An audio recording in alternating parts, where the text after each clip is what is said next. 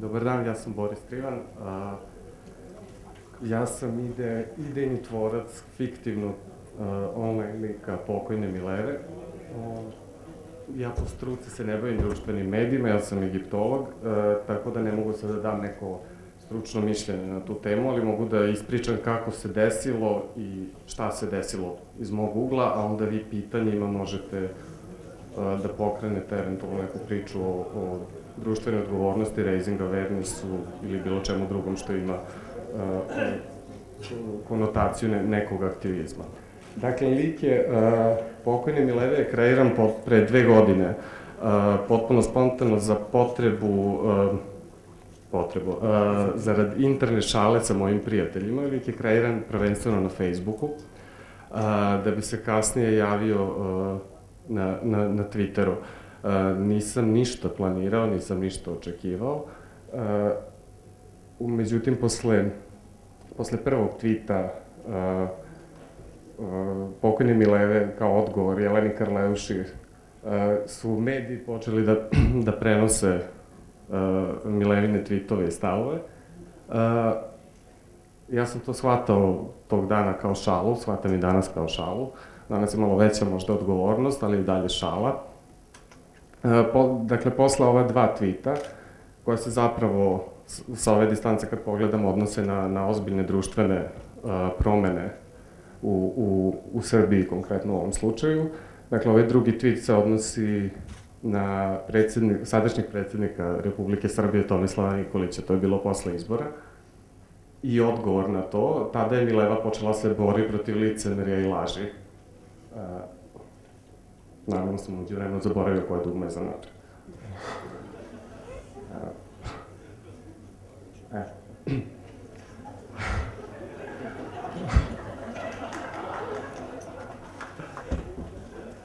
Tog momenta kad su mediji počeli da prate, ljudi su počeli malo više da prate.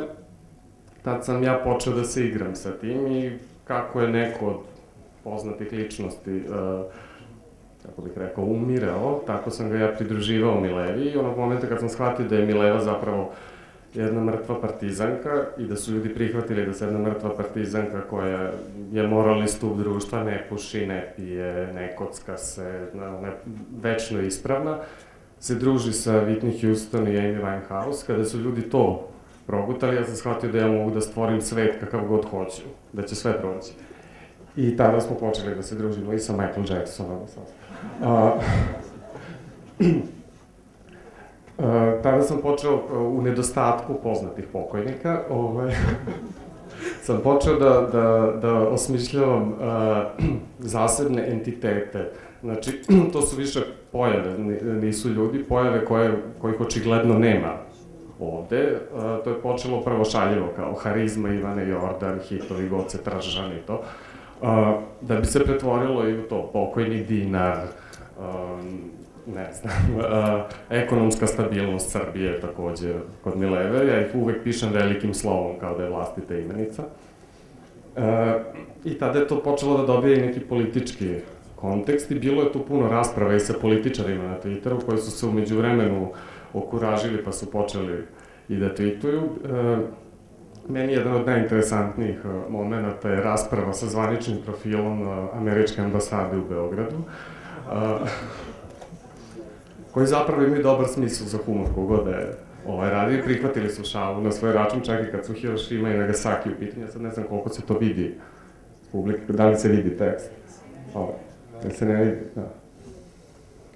Sve u svemu, oni su zapratili Milevu na Twitteru i meni je to bilo interesantno s obzirom da je zvanični verifikovani profil u pitanju i onda sam im postavio pitanje mačke, jeste vi to mene zapratili onomad kad sam rekla da znam ko je upucao Kennedyja i da Merlinka mnogo laje kad popije.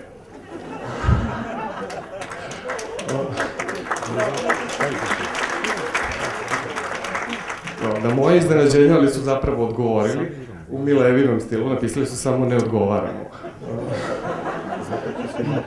A onda sam ja, kad sam vidio da su odlučili da se igraju, da se ja nastavim, rekao sam, aha, a ovi blindirani džipovi sa rotacijom, što mi se odjednom motaju oko parcele, Kaže oni, naši nemaju rotacije, ko zna šta ste uradili u prethodnom životu. Ja rekao, a ova crvena tačka što mi šeta po spomeniku? Nismo sigurni, ali pošto smo mi pomenuti, sutra će sigurno pojaviti naslov Mystery of the Red Dot. Onda su prestali da odgovaraju kad sam im napisao, samo se igrajte sa mnom, ali mene će da brani pola Hirošime i ceo Nagasaki.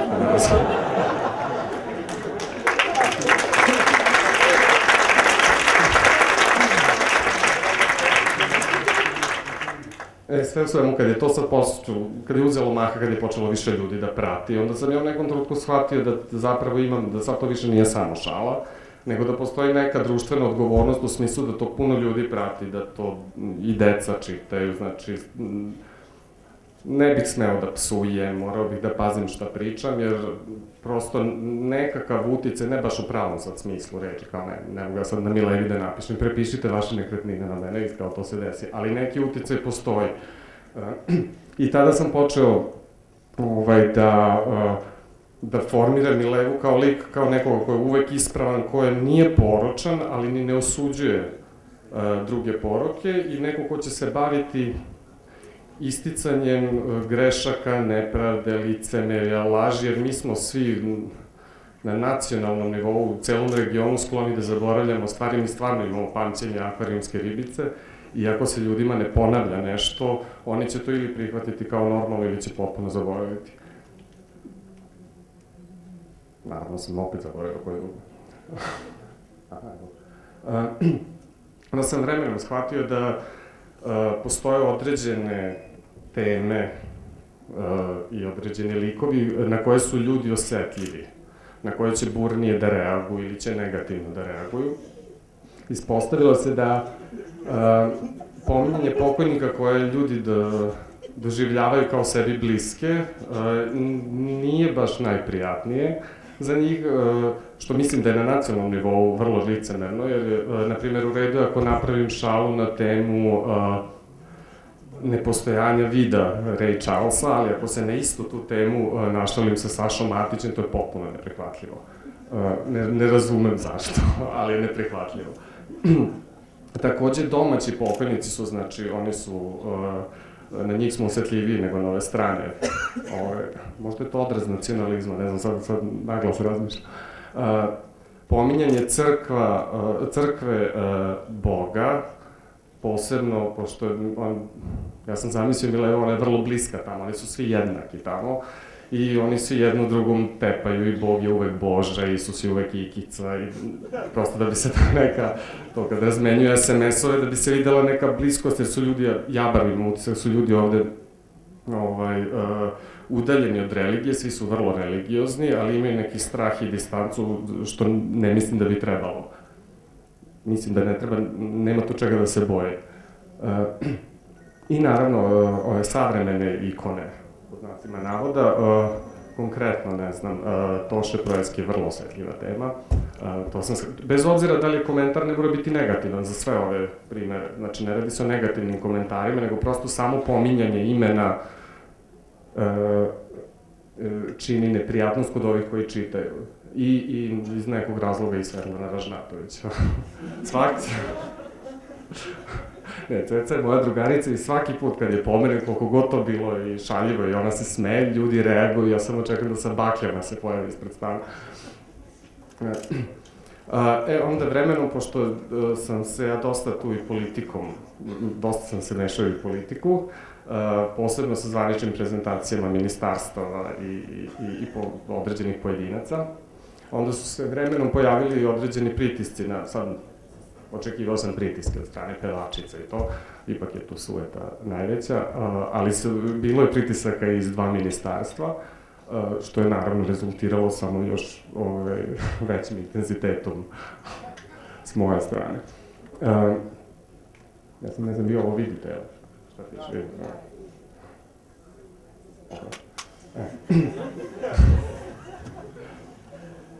Sad, pošto je to sve počelo kao šala, onda sam ja odlučio da nastavim da se igram sa tim i kada je to prešlo u medije, meni su neki koji se bave medijima govorili da iskoristim priliku jer se nikada nije desilo da fiktivni lik pređe sa online portala i medija da pređe u štampane izdanja. I tada sam ja počeo da dajem intervjue za štampane, mislim da sam i za nekoliko novina u Makedoniji, sad se više ne sećam, i u Crnoj Gori, i u Bosni, i u Srbiji, čak i za neke austrijske novine. I tada sam napravio i dogovor sa nekim portalima da počnem da pišem takozvani haos, to je blog, ali je zamišljeno kao parodirano štampano izdanje nečega. I kao Milevina uzrečica, haos se i haos zvao, on izlazio jednom nedeljno, sad će ponovo da početi. I bavio se, pa u principu, onome što je trenutno aktuelno u društvu ili nekim opštim mestima koje su uvek aktuelna. Od toga, ne znam, kako vaspitati dete, do toga, ne znam, kako preživeti PMS. Što sam osnovno, da. Onda sam zapravo kod Mileva, sve što Mileva radi se svodi na karikiranje ili parodiranje već nekog postojećeg formata. Znači, ili časopisa ovako, ili kasnije kada je sa svojim drugaricama Whitney i Amy počela da radi fashion žiri za jedan portal, gde je komentarisala izgled i oblačenje javnih ličnosti.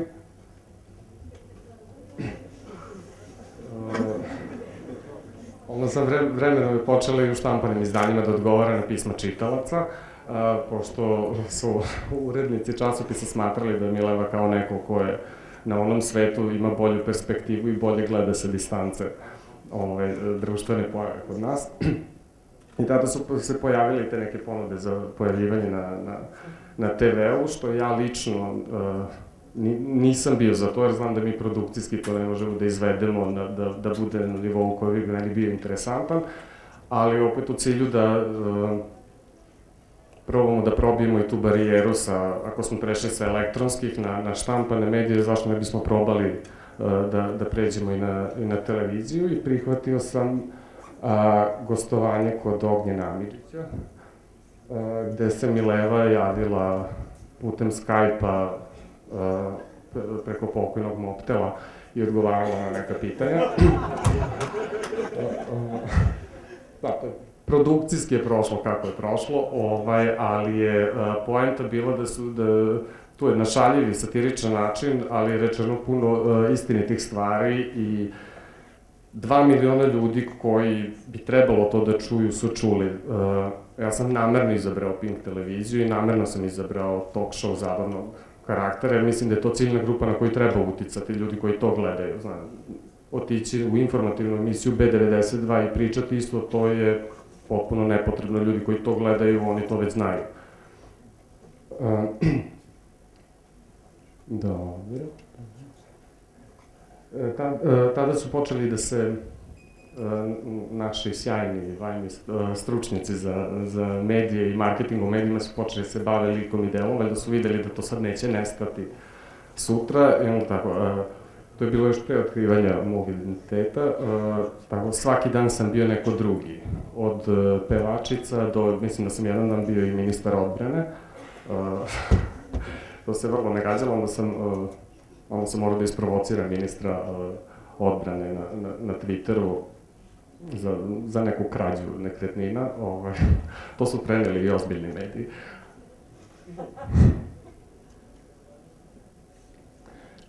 Sad, ovo je ono što ja mislim, kažem, nisam stručnjak, pa ne znam, ovo je ono što ja mislim zašto je Mileva kao jedini fiktivni lik zapravo uspela. Ima mnogo fiktivnih, ima mnogo, čak po mom mišljenju, boljih, kvalitetnijih fiktivnih likova, ali zašto je ona uspela? Prvenstveno mislim zato što je originalan koncept.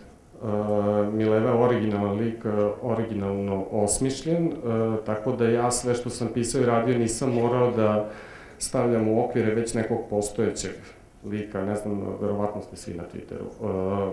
Postoji izvestan lik koji se zove Sloba Milošević, koji je odličan i odlično piše.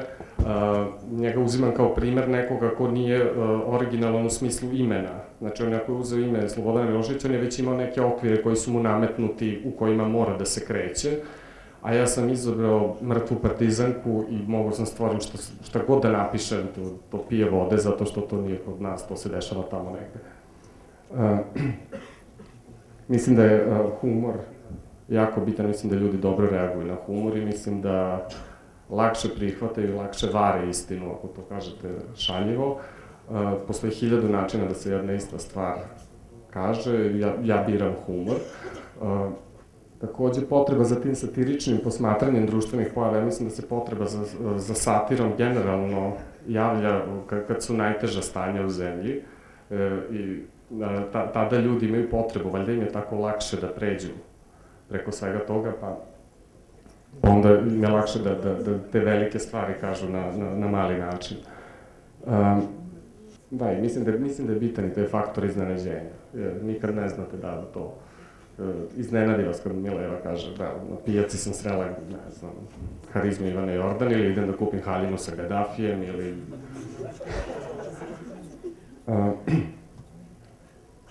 I ovo je gde sada, mislim da je sada Mileva, sad pre neki dan mi je stigla ona generička poruka od Twittera da mi je prvi rođendan na Twitteru Milevi, tako da mislim da je Mileva sad kad je napunila godinu dana na Twitteru, mislim da je sada pozicionirana u smislu da neće nestati, da sada valjda više niko ne očekuje da će nestati, koliko god da se oglašava ili ne oglašava. Nekad, pošto ja ne stignem uvijek, ja imam i život, nemam samo smrt. Postoji jako puno mogućnosti da se komercijalizuje još više, od merchandisinga do bilo čega, što mislim da nije loše ne samo u smislu zarade, ne znam možda je iko ugadljiv na pare, nego mislim da na taj način može da se radi dobar raising awareness, koji sam ja radio kad sam stigao i kad sam mogao i kad sam imao ideju i kad je neko prišao i pitao, evo kao za ovo, ako će to negde nešto da doprinese, super. I mislim da možda u narednim nekim koracima, možda počnem više da se bavim ovim svetskim momentima i događajima i ljudima, mada ne znam koliko je to interesantno širokim narodnim masama.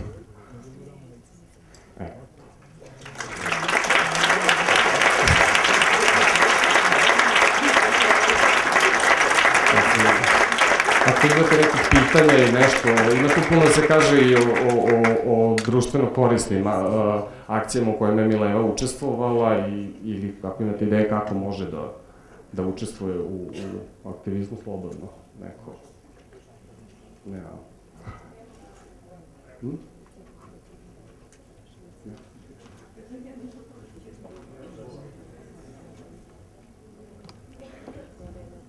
Ne znam, da li se sluša? Dobro, ne sluša? Nema veze što ne čuje, nakon verovatno ne bih razumio. Ima ću go.